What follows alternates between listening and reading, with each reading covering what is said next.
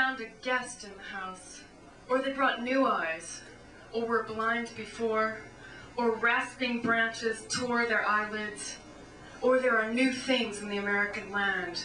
Those Negroes who fought with you, hard and smiling, look, men have placed a flaming cross in their part of town. They have hanged and burned your brother in blood. They made him a man of combat. Today they deny him voice and decision. At night, the hooded executioners gather with whip and cross. It was another story overseas in battle. An unexpected guest, like an old gnawed octopus, immense and encircling, has installed himself in your house, my soldier friend.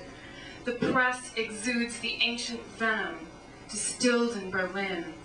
Magazines, Time, Newsweek, etc., are raucous yellow sheets of defamation. Hearst, who sang a love song to the Nazis, smiles and sharpens his claws so that you may go out again towards the reefs or the steps to fight for that guest within your house. They give you no respite. They want to keep on selling steel and bullets. They prepare more gunpowder, which must be sold quickly before fresh weapons advance grasped by new hands. Everywhere, the bosses now settled in your mansion enlarge their phalanges. They love Franco's Spain and offer you a cup of blood. 1 executed, 100. The Marshall cocktail. Choose young blood. Farmers in China, prisoners in Spain, blood and sweat in the sugar fields of Cuba, tears of the women in the coal and copper mines of Chile.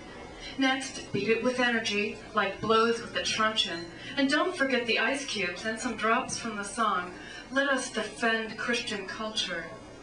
Is this a bitter mixture? You will grow used to it, soldier friend, and drink it. At whatever place in the world, in moonlight or in the morning, in the luxury hotel, ask for this drink that strengthens and refreshes, and pay for it with a good bill bearing the image of Washington.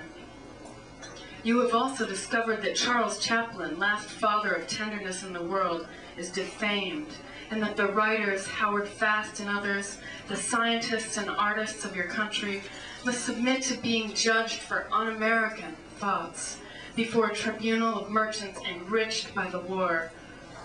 To the remotest corner of the world, fear has come. My aunt reads this news and is frightened.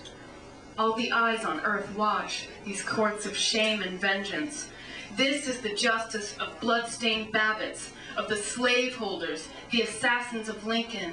It is the new Inquisition which now arises, not for the cross, even that was horrible, inexplicable, but for the round gold which rings on the tables of whorehouses and banks, and which has no right to judge. Moronego, Trujillo, González Videla, Somoza, Dutra joined forces in Bogotá and applauded. You, young American, do not know them. They're the somber vampires of our skies. Bitter is the shadow of their wings. Prisons, martyrdom, death, hatred. The southern countries with their petroleum and nitrate have conceived monsters. In Chile, in the night, the hangman's order arrives at the humble, damp house of the miner. The children awake crying. Thousands are in jail, are thinking. In Paraguay, the deep forest shades hides the bones of a murdered patriot. A shot sounds in the phosphorescence of summer. Truth died there.